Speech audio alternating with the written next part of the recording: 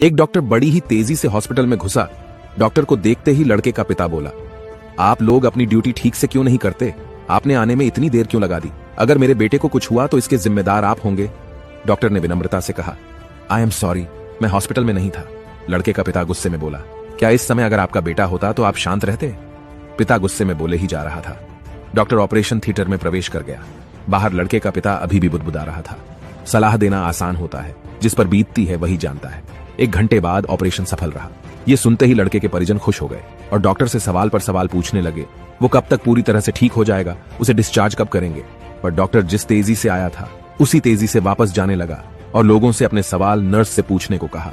लड़के के पिता ने नर्स से कहा, ये डॉक्टर इतना घमंडी क्यों है? ऐसी क्या जल्दी है कि वो 2 मिनट हमारे सवालों का जवाब नहीं दे सकता? नर्स लगभग रुमासी होती हुई बोली, आज सुबह डॉक्टर साहब के लड़के की एक भयानक एक्सीडेंट में मौत हो गई और जब हमने उन्हें फोन किया था तब वे उसका अंतिम संस्कार करने जा रहे थे और बेचारे अब आपके बच्चे की जान बचाने के बाद अपने लाडले का अंतिम संस्कार करने के लिए वापस लौट रहे हैं।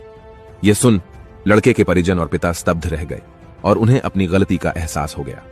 दोस्तों, बहुत बार हम किसी सिचुएशन के बारे में अच्छी तरह जाने बिना ही उस पर रिएक्ट कर देते हैं, पर हमें चाहिए कि हम खुद पर नियंत्रण रखें और पूरी स्थिति को समझे बिना कोई नकारात्मक प्रतिक्रिया न दें, वरना अनजाने में हम उसे ही ठेस पहुंचा सकते हैं जो हमारा ही भला सोच रहा हो।